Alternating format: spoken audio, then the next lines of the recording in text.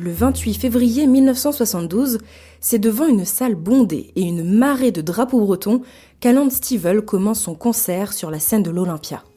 Le chanteur ouvre la voie à l'un des plus importants courants de la musique populaire française à cette époque, le folk rock. Il n'est désormais plus rare d'entendre des sonorités électro ou jazz dans la musique bretonne, mais un débat persiste encore. Peut-on toujours parler de musique traditionnelle bretonne ?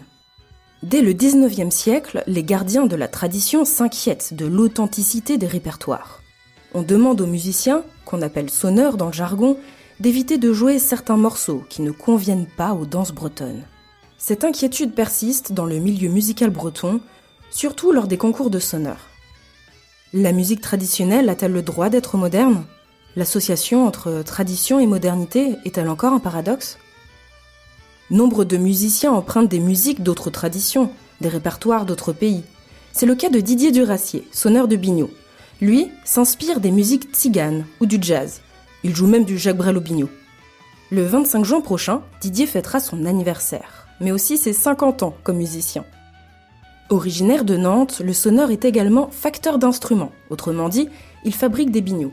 Didier, il aime casser les codes. Un biniou rose, en plexiglas ou même avec des lampes LED, son travail n'a de limite que son imagination. Et elle est débordante. Sur ses instruments, Didier sculpte des têtes joufflues ou des créatures extraordinaires comme des sirènes. Si aujourd'hui Didier Durassier est reconnu par ses pairs, son originalité lui a coûté bien des moqueries par le passé. Je suis partie à la rencontre de celui qui aime bousculer les traditions. Direction le Centre-Bretagne, au cœur de la campagne morbihannaise. Je retrouve l'artiste dans son atelier, le Biniou Grinçant.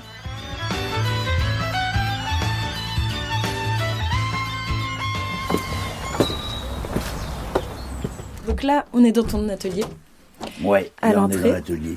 Il y en a un peu partout, oui, parce que j'ai voulu faire un atelier intimiste, trop cool. Il y a un bureau, mais qui sert moins parce qu'il est totalement obstrué plein de trucs. Et donc là, c'est l'établi, juste là. Alors, là où c'est se passent des l'établi. merveilles, donc. Là, c'est là où je me pose pour sculpter. Le truc, c'est qu'il va falloir que je fasse un hangar pour mettre mon matériel, parce que je suis obligé de tout déménager à chaque fois maintenant. Et ça, c'est une souche. C'est Ouais. une future souche d'un futur biniou. Je suis sur un projet à la con, mais vraiment à la con, hein, parce que on est en train de regarder une souche qui est née cette semaine. Il y a déjà 3 jours de boulot dessus. C'est pour un biniou bouet canard. Est-ce que tu peux m'expliquer ce que c'est un biniou bouet canard ? Alors un biniou bouet canard, c'est un genre de... On aurait pris une bouet canard, qu'on a tous connu ça quand on était petit, et le biniou. Donc c'est un instrument que je vais mettre autour de moi, qui va avoir une tête de canard et qui va être destiné à du spectacle où quand on arrive à la mer, on se met en maillot de bain et on court dans l'eau et on fait plouf avec le biniou et on fait brrr, ouin, et ça marche. Alors tu veux dire que c'est un biniou Pour se baigner. pour se baigner ? Ouais. Alors là, on arrive à un tour à métaux. Tour à métaux d'établi parce que j'aime pas les trucs trop gros. Mais elle est belle, hein, cette machine. Ah ouais, elle est jolie, moi j'adore. C'est l'âme de mon atelier. Et là, c'est quoi à côté On dirait des petites boules de Noël. J'ai eu la chance d'avoir un copain, Rémi Lebray, qui était représentant en jeu, notamment pour les salles de billard. Il pouvait récupérer, parce que les billes de billard ont une durée de vie. Donc on a des billes qui ont une durée de vie, puis une fois qu'elles sont mortes pour les joueurs de billard, elles sont pas mortes pour moi. Rémi Lebray m'avait demandé de faire des bagues sur son instrument, parce que Hervieux n'avait pas le temps. Je lui ai dit oui, amène ton truc, et puis du coup ça m'a plu. Et il m'a fourni, pendant les dernières années de pratique de son métier, il m'a fourni énormément de billes. Et ouais, mon tour fonctionne, regarde. Et c'est quoi la différence entre un biniou et une cornemuse ? La différence, c'est que le biniou est une cornemuse. Mais la cornemuse n'est pas forcément un biniou. La cornemuse, c'est la classe d'instrument. Le biniou, c'est un des participants à la grande classe des cornemuses. Ce qu'on appelle cornemuse, injustement en Bretagne, c'est la cornemuse écossaise. Mais après, on a les cabrettes du centre-France, on a les boues du sud-ouest français. Il y a énormément de sortes de cornemuses. Didier Durassier, la liberté au bout des doigts. Tu as commencé à faire du biniou avant de commencer à les sculpter parce que tu es aussi facteur d'instruments. Et c'est quoi la différence entre facteur d'instruments et luthier ? Alors, la lutherie, c'est la fabrication très spécifique des violons. Par dérivation, on rentre aussi sur les violoncelles, les contrebasses, etc. Mais la lutherie, c'est le violon. Je sais bien parce que quand j'avais une dizaine d'années, je voulais faire, quand on m'a demandé ce que je voulais faire quand je serais grand, rien. Puis après, je me suis dit, si, je ferais bien des instruments de musique. Donc, j'ai cherché à m'inscrire dans des écoles de fabrication d'instruments de musique. Et il existait une école en France, une école en Italie de fabrication de violons. C'était tout, hein. Les autres n'existent pas. Et il fallait avoir 14 ans. Je devais en avoir 16 quand je me suis décidé. Donc, j'en ai voulu au monde entier. À l'éducation, au gouvernement, enfin à tout le monde. Mais non, j'étais déçu de pas pouvoir faire une école. Donc maintenant, je sais que la lutherie, c'est les violons. Et à côté, c'est facteur d'instruments. Tout ce qui est autre instrument, on est facteur de piano, facteur de biniou. Il y a des écoles pour savoir sculpter des binious ? Alors, sculpter, non. Les faire fabriquer des binious, non, on fait un peu comme j'ai fait. Moi, j'ai fait un an de stage de tournage sur métaux, comme Monsieur Botea d'ailleurs. J'étais avec les mêmes profs. On se démerde, ou alors c'est transmissible, où on fait des stages, où on a la chance de connaître quelqu'un qui nous prend sous son aile. Et puis, dans ce cas-là, on peut acquérir quelques bases. Et on se finit comme on peut. On se peaufine pour les plus têtus et ceux qui en veulent le plus. Tu joues aussi du biniou, en plus d'en faire. Et il y a des écoles pour apprendre à en faire. Toi, comment t'as appris à jouer du biniou ? Alors, il y a des écoles, oui, maintenant il y a des écoles. Moi, j'ai appris, il n'y avait pas d'école. Gamin, j'écoutais de la musique avec les disques de mes parents. J'avais le droit de toucher à l'électrophone. L'électrophone, c'est le machin pour lire les disques en vinyle. Et dans la mesure où je ne cassais rien, j'avais le droit. Donc je faisais super gaffe et j'écoutais les vieux disques de la Mouesse Braise avec les sonneurs Le Gall, le Nouveau notamment. Le Nouveau qui était un sonneur de biniou totalement extraordinaire qui m'a mis énormément de choses dans les oreilles. Et donc j'ai adoré le biniou. Et un jour, à Nantes, j'ai vécu à Nantes jusqu'à ma majorité, j'ai entendu lors de la quinzaine celtique de Nantes, un groupe avec un biniou. J'étais avec ma maman, c'est sur la terrasse du grand magasin de Cré, il y avait un groupe qui jouait avec un biniou, et là, j'ai commencé à casser les pieds de mes parents. Je me revois encore dire, mais c'est ça que je veux faire. C'était ça. C'était ça. Alors là, après, j'aurais cassé les pieds, donc ils m'ont inscrit ensuite, parce que un biniou, c'était cher, hein. Un biniou, à l'époque, c'était 2500 francs, ce qui doit être à peu près l'équivalent en euros actuellement. Donc ils m'ont d'abord inscrit dans un petit bagad qui était pas loin de la maison, le bagad Alan Alwarn de Nantes. J'ai joué de la flûte. Bon, ça m'a passé très vite, j'ai joué de la bombarde. On m'a acheté une bombarde parce que c'était moins cher, mais c'est pas ça que je voulais faire, la bombarde. J'ai eu la chance d'avoir un sonneur qui était dans le bagad qui s'appelait Hubert Tellier, qui jouait du biniou en couple et qui m'a montré le biniou. Il m'a aidé et j'ai soufflé j'ai joué du biniou alors que lui soufflait dedans pour que je puisse moi jouer sur l'instrument. Et donc j'ai continué à ne penser qu'au biniou. Et mes parents ont eu un héritage. J'ai 2 frères beaucoup plus vieux que moi qui étaient majeurs, donc ils ont passé une partie de cet argent-là à mes frères qui se lançaient dans la vie. Puis moi, j'avais 13 ans, donc ils m'ont acheté mon biniou. T'as eu ton biniou à 13 ans ? J'ai eu mon biniou à 13 ans. Et ce qui était très drôle, moi j'en rigole encore, c'est qu'il y avait à Nantes, dans la rue Jean-Jacques Rousseau, un magasin de musique avec un biniou qui était en plein milieu de la vitrine. Donc quand on allait se promener, on allait à pied, on marchait énormément quand j'étais môme. On allait en ville à pied. On peut passer par la rue Jean-Jacques ? Oui, allez, on passe par la rue Jean-Jacques. Je restais bavé. Il doit encore rester des traces de bave solidifiées, à mon avis, devant la vitrine. Et on passait, je regardais le biniou et on repartait. J'avais les étoiles plein les yeux. Et cette année-là, en 76, tiens, si on allait faire un tour en ville, oui, allons faire un tour en ville, on peut passer par la rue Jean-Jacques, oui, on passe par la rue Jean-Jacques, on s'arrête devant, et là, ma mère et un de mes frères rentrent dans la boutique, et on est ressorti avec le biniou dans une pochette en papier craft et le biniou dedans. Incroyable. Incroyable. Le biniou que tu voyais, tu salivais derrière la vitrine, c'est devenu ton biniou. Donc tu t'en souviens de ton premier biniou. Oui, j'ai encore l'odeur de l'ébène fraîchement travaillé dans ma mémoire olfactive. Didier Duracier, la liberté au bout des doigts. Si on s'attarde un petit peu sur la sculpture de biniou, donc tu crées des binious et tu les sculptes aussi. Ouais. C'est quoi la différence entre créer un biniou et le sculpter? Ah, alors la différence, pour moi, elle est extrêmement claire. C'est que quand j'ai commencé mon premier biniou, c'est en 93. Bon, j'avais un petit peu eu la chance d'avoir mon père, mon grand-père maternel, qui ne se posait pas la question où est-ce que je vais acheter, mais comment je vais faire. Donc ça, ils me l'ont transmis. Petit au collège, je démontais mes tailles-crayons pour récupérer la lame et tailler des bouts de bois. Bon, c'était pas très pratique. Hein. Et puis j'ai gardé ça tout le temps. J'ai toujours fait plein de trucs. Et en 93, j'ai eu envie de mettre un visuel autour du son. Donc c'était pas autour de mon son, c'était autour du son. Il y avait déjà les deux principaux facteurs, Hervieux et Bottua. L'idée de départ, c'était de travailler autour du son, de travailler autour de l'impalpable. C'est même pas l'imaginaire, c'est l'impalpable. Parce que le son, si on regarde bien le son, c'est qu'à partir du moment où la note n'existe plus, on l'entend. Ton biniou, tu vas penser à comment il va sonner, en quelque sorte. Ah oui. Alors, au départ, c'était travailler autour du son. Maintenant, c'est travailler autour d'un truc encore plus flou. C'est à quoi il va me servir. Je crée un univers autour d'un éventuel usage. Qui n'existe pas encore. Qui n'existe pas encore.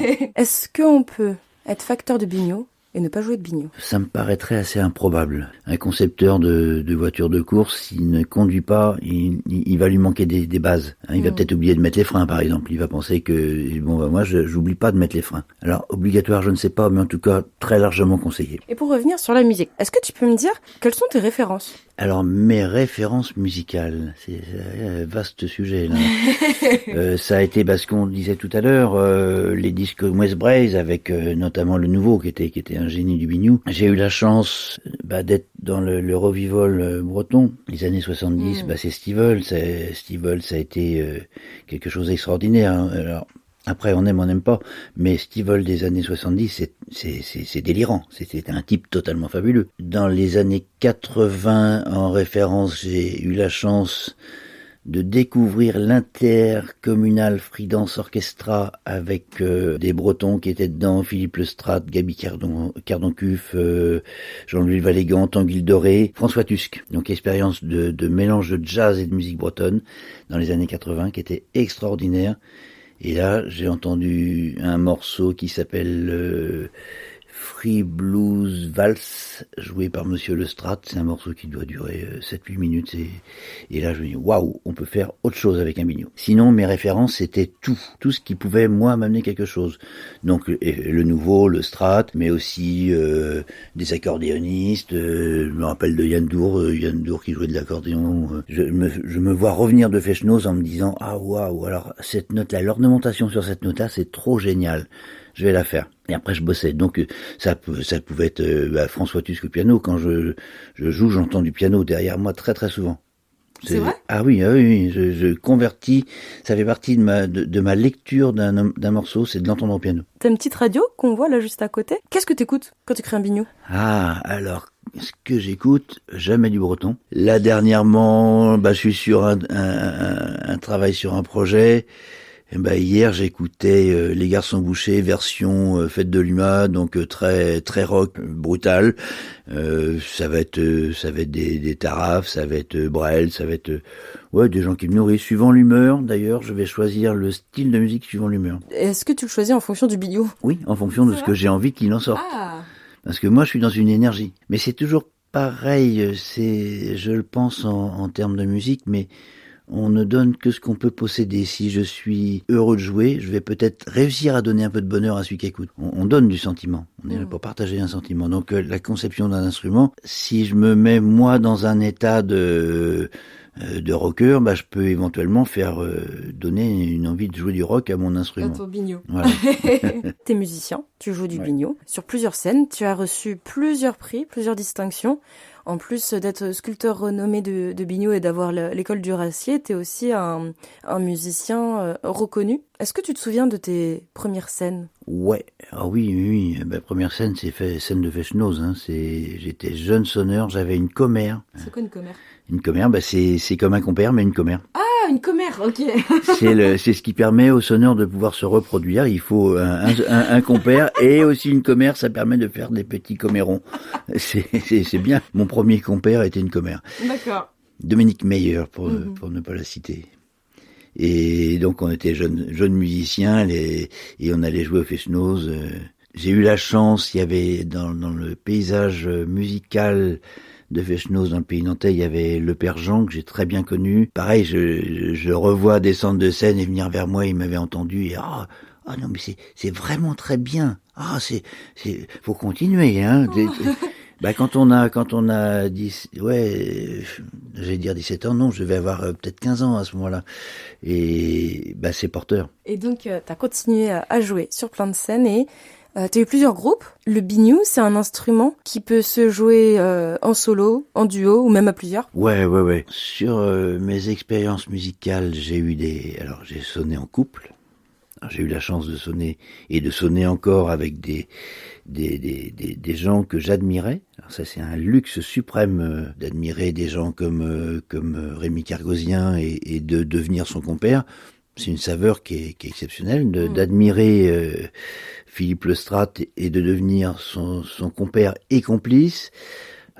C'est des très très grandes saveurs. Donc en couple, j'ai joué avec Joel Goff, qui était sonneur du Pays de Beau, qui est décédé. Grande expérience. Joel Goff m'a appris une grande partie de mon métier. C'était la façon de voir à l'ancienne. Ah bah attends, ici Didier, alors attends. Et hop, il regardait. Ah ici on va jouer ça. Parce que, bah ici tu vois le curé, là on est sur un pardon, le curé il est lutteur. Si on joue une marche des lutteurs, il va le savoir, ça va pas le faire. Donc on va jouer plutôt du répertoire un peu enrobé pour qu'il soit content. Puis on va les jouer pour les crêpières, puis on va les jouer pour le bistrot. C'est une stratégie en fait, presque. Ah mais carrément, c'est un métier à part entière. C'est-à-dire qu'on n'est pas là pour faire ce qu'on connaît, mais pour continuer à adapter ce qu'on connaît à son environnement. Et là, ça devient intéressant. Après, j'ai joué en groupe, j'ai joué avec Roland Becker.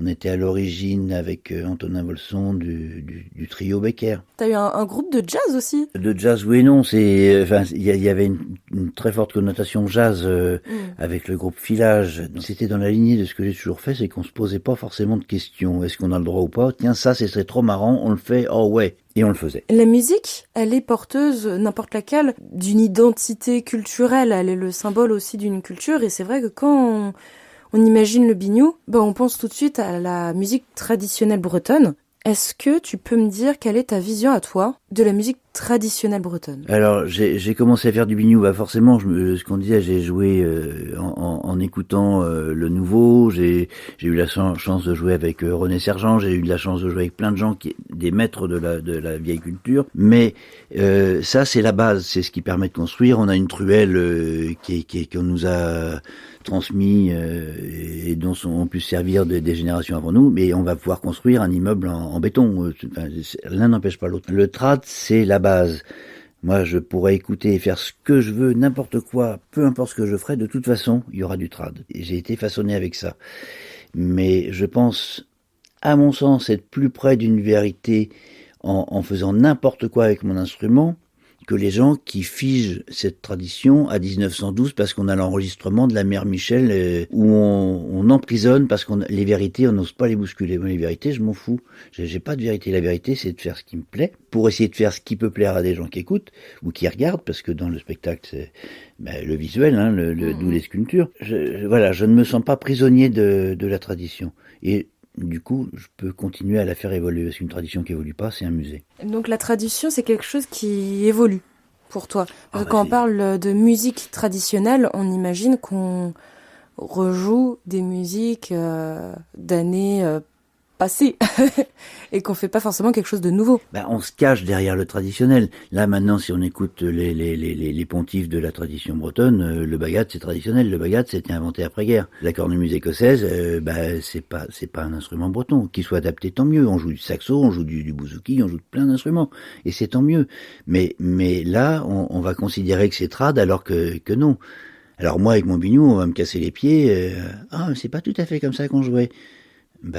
T'y étais? Non? Moi non plus. Et puis je m'en fous. Quand t'as commencé à en jouer, à en vivre, t'avais déjà cette mentalité-là de pas de carcan, pas de limite, pas de frontières. On utilise le trad, mais on reste pas figé sur une époque. Ah oui, ça c'était dès le départ. Mais bon, je pense que j'étais à bonne école avec mon père. Mon père aimait bien, était très très provocateur et il aimait pas les vérités. Une vérité, c'est fait pour être bousculé. Quand on a une vérité, c'est qu'on a envie de se cacher derrière. Il s'est mis un petit peu à dos de plein de gens de l'intelligentsia bretonne, mais tant pis, il continuait et il m'a transmis cette chose-là.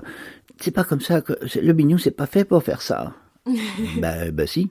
Ah oui, mais le biniou, c'est fait pour que la bombarde puisse respirer et éventuellement faire pipi, hein. Et ben non, moi la bombarde, si elle a envie de jouer, il faut qu'elle se démerde aussi à m'écouter. Voilà, c'est un instrument à part entière. Et je crois que c'est aussi ce qui m'a interpellé à un moment donné de mon existence, c'est que un pianiste, un saxophoniste pouvait absolument jouer ce qu'il voulait, jouer un casabar avec un piano, oh là là, oh c'est trop cool, jouer du Jacques Brel avec un biniou, mais il n'y a pas le droit. Le biniou n'est pas fait pour ça, Didier. Alors le biniou, c'est bon pour mettre sur les boîtes à gâteaux parce que ça fait vendre, et puis être figé dans une tradition qui m'emmerde. La tradition, je la connais. Je suis un joueur de tradition. J'ai bossé comme un fou tout ce qui est terroir, mais ça me sert à en sortir. Didier Durassier, la liberté au bout des doigts. J'aime aller au bout de mes idées. J'aime aller au bout de ce que je crois, ou de ce que je ne crois pas d'ailleurs, c'est pas une question de croyance. J'ai jamais considéré que les choses étaient impossibles. Si on reprend juste le fait de jouer en couple, je suis arrivé dans le Pays de Beau, j'avais 20 ans. Je connaissais pas le nom des autres sonneurs. J'avais pas de maître sonneur, si, le nouveau, parce que j'avais vu le nom sur la pochette de disque, mais tous les sonneurs avec pignon sur rue, je ne les connaissais pas. Je connaissais leur musique, par contre, si je les avais entendus, ils étaient tous inscrits dans ma mémoire. Mais autrement, non, je n'ai jamais fait de collectage. Ma façon de collecter, c'est de me dire, waouh, cette personne qui joue devant moi, alors je sais pas si elle est connue ou pas, mais moi je l'entends, elle a un vrai talent, pourquoi elle me fait vibrer. Et je repartais, moi, avec, non pas son répertoire, mais la façon qu'elle avait de le lancer. Donc c'est la façon de faire plutôt que la partition. Ah oui, la partition, c'est une excuse. C'est une excuse, la partition. D'autant plus qu'alors, dans mon entourage de jeunes sonneurs, il y avait énormément de collecteurs. Et les collecteurs, je les entendais, j'ai été voir le père machin, il a pas voulu qu'on l'enregistre. Alors on a caché l'enregistrement sous la table, l'enregistreur sous la table. Vous avez pas l'impression que vous avez volé là, vous avez pillé. Où est le respect dans cette affaire-là? Et vous voulez faire de la tradition sans respect? Ça marche pas. Même chose. Moi j'ai 240 cassettes de collectage, mais je les sors pas parce que je veux pas qu'on me les vole. Ah oui, donc le répertoire t'appartient. D'accord. T'as rien compris. Ouais. Je suis absolument pour le collectage, en plus. Mais c'est juste la façon qu'on a de s'en servir qui me dérange. La façon qu'on a eue pour l'acquérir et la façon de s'en servir. Parce que, pour avoir fait maintes et maintes concours, ah oui, alors, non mais, ton Andro était bien, mais il était pas tout à fait chanté comme ça par la mère Dupont. Moi j'ai pas connu les mères Dupont, puis moi je ne chante pas, je joue. Mais on me faisait la morale là-dessus. Il y a des jurys qui ont failli prendre ma main dans la figure. Oui, non, mais là, vous étiez dans les choux, parce que cet air-là n'était pas du bon côté de la rivière. La rivière quoi? La rivière, parce qu'un morceau, il passait pas la rivière. Le son, c'est bien connu, ne passe pas au-dessus des rivières, et la frontière, il ne la franchit surtout pas. Donc voilà, je trouve ça puéril, je trouve ça impropre, parce que un seul morceau pouvait être inscrit dans plusieurs terroirs. C'est la façon de le jouer qui fait le terroir. C'est pas le morceau qui fait le terroir. Donc alors j'avoue avoir triché quelquefois, avoir gagné assez souvent d'ailleurs, de me pointer sur un concours. On parle de Redon. Tiens Redon. Ah alors attends, on est en chemin. Là j'ai envie de faire pipi, je m'arrête. Carte Michelin. Alors Redon et aux alentours il y a village de Kerplouf là. Ok. Si je dis que c'est Madame Jeanne. Ouais, Madame Jeanne, ça sonne bien. C'est un vieux prénom. Je ne me rappelle plus son nom de famille, mais c'était Madame Jeanne qui habitait à Kerplouf. Qui chantait cette voilà, et là ça marche, là on est validé. J'ai pour mémoire avoir joué Théodore Botrel en concours. Théodore Botrel, vite faisons un signe de croix pour chasser le démon. On n'a pas le droit de jouer du Théodore Botrel. Parce que c'était un romantique, il était dans un show business, Théodore Botrel. Donc c'était mal vu de faire du Théodore Botrel. Théodore Botrel, non, c'est pas bien, quoi. Et si on écoute son répertoire, de toute façon, il était aussi, lui, baigné dans une tradition, donc il prenait ce qu'il y avait autour de lui. Et puis moi j'ai pris ce qu'il faisait. J'ai fait un concours. Je pouvais pas annoncer. Il faut annoncer d'où vient son répertoire en concours. C'est une partie de la note tient du répertoire. Hélas. Donc c'était un morceau que ma maman chantait quand j'étais petit. Donc ça fait pleurer un peu dans les chaumières. Elle aurait pu, sauf qu'elle n'aimait pas Botrel non plus, hein, mais elle aurait pu le faire, mais ça passait. Du coup j'ai gagné le concours. J'ai été voir le jury après. Pour leur dire, tu bah leur as dit ouais, à la fin ouais, dis donc, tu sais avec quoi tu m'as fait gagner? Avec Théodore Botrel. Oh non, mais Dudu t'es trop con, mince, t'exagères. C'est politiquement incorrect. On peut dire que tu fais un peu de la provocation bienveillante. T'es un peu provocateur. Pas que bienveillante, hein. Attends, des fois, j'ai vraiment envie de faire chier le monde, hein, mais ouais, non, j'essaie d'être bienveillant, malgré tout. À l'époque, t'étais un peu, je vais le dire le mot, mal vu, parce que tu faisais du Jacques Brel en biniou. Mais aujourd'hui, là, on est en 2026, est-ce que tu trouves que ça a évolué, le monde de la musique traditionnelle bretonne? Oui, il y a un changement, parce que il y a beaucoup de jeunes qui se sont mis à jouer de la musique, donc ils ont pris les références de gens, même moi, donc c'est du normal pour un jeune. Donc on a des groupes qui font des choses, on a des musiques qui n'ont plus rien à voir avec le milieu pur et dur trad, et c'est tant mieux. On aurait des moyens de jouer autrement et d'aller encore plus loin, mais bon, voilà, c'est chaque chose en son temps, faut laisser le temps faire un petit peu, mais oui, jouer un Laridé au bouzouki, et pourquoi pas. Stivell était déjà en place. Il le faisait avec un tas d'instrumentation, donc c'était logique, c'était chouette, et ça amène une curiosité, une pluralité et une ouverture sur le monde. Là, Marchand qui est décédé il y a quelques mois, j'ai eu la chance que ça soit quelqu'un avec qui j'ai travaillé et un ami en même temps. Mais quand on voit le travail de Marchand, Marchand c'est quelqu'un qui a posé sa tradition, qui s'est nourri de la tradition et qui en a fait quelque chose de mondial. Quand on écoute son travail avec les tarafes roumains, mais c'est purement génial. C'est extraordinaire. Et les Roumains, eux, ont enrichi leur culture aussi par le biais de Marchand. On est sur un partage. Et pourtant, les Roumains sont toujours Roumains et Marchand a été breton jusqu'au bout.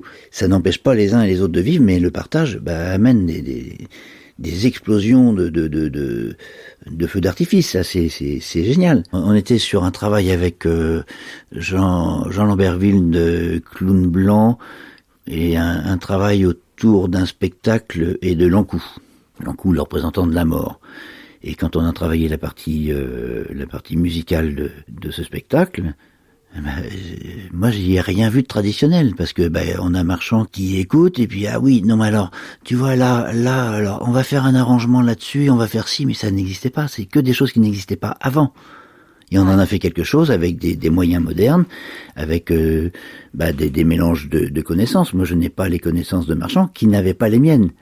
Donc là, à partir de là, on a réussi à faire quelque chose à faire monter une sauce, et puis d'avoir un truc qui n'avait absolument rien à voir avec.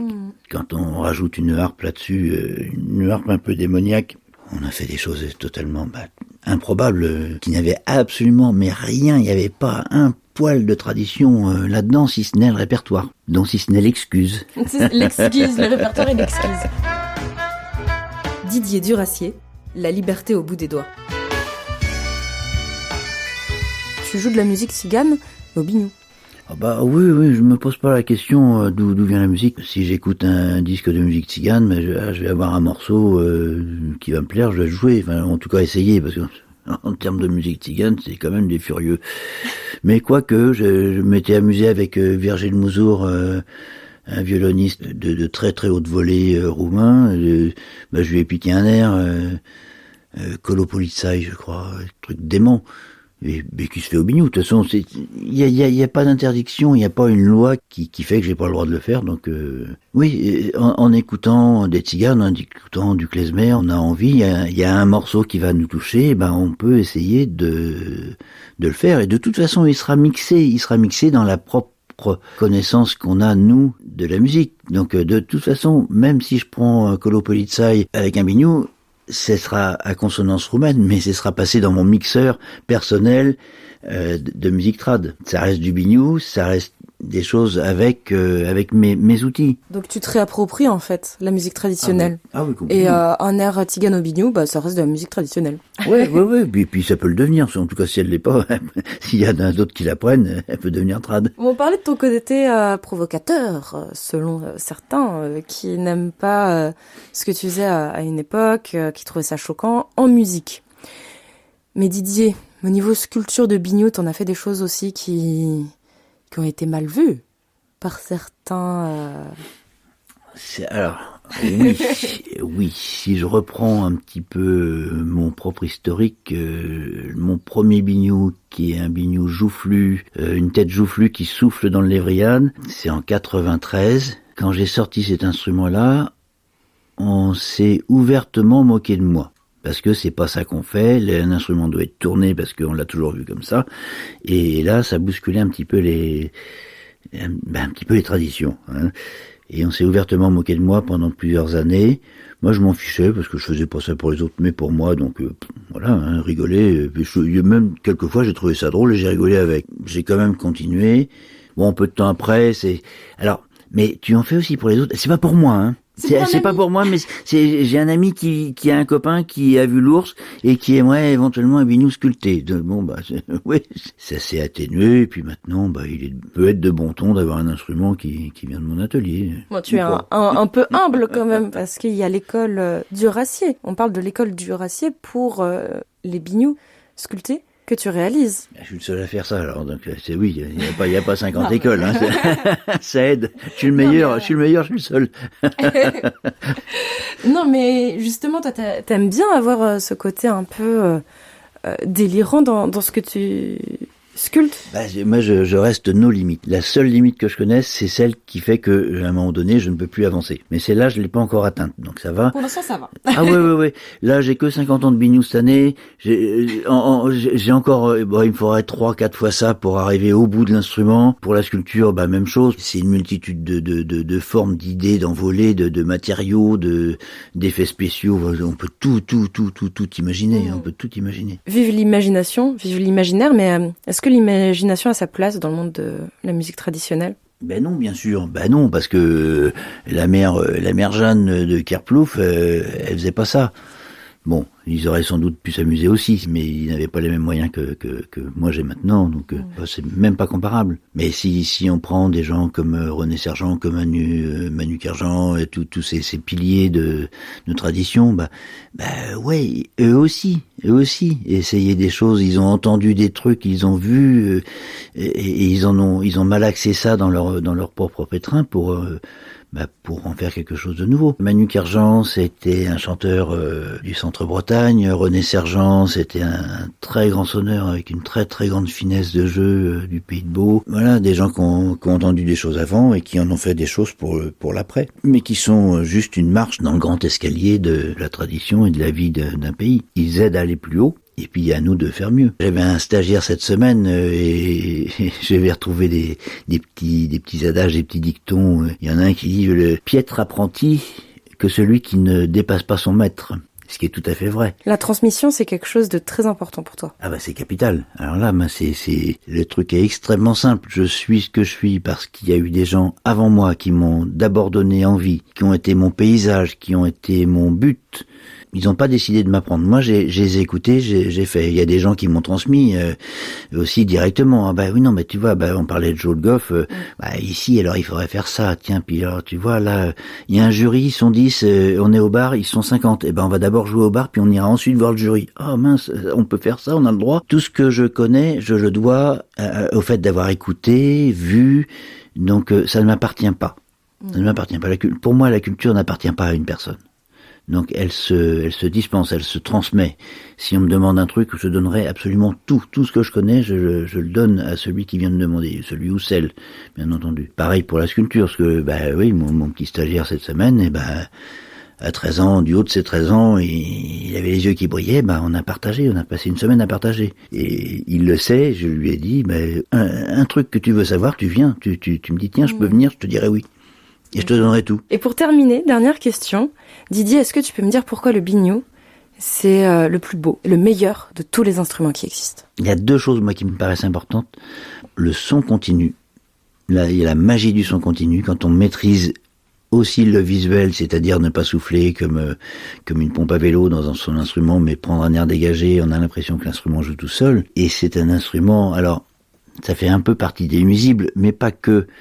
Pour jouer en extérieur, on peut faire pleurer un biniou, mais on peut en faire un joueur de rock, un chanteur de rock, on peut le exploser, on peut faire rendre le public peigné en arrière parce que il prend plein la gueule. C'est un instrument qui a des possibilités énormes avec 8 notes quand même, hein. Mais 8 notes en forme d'uppercut. 8 notes coup de poing. Voilà.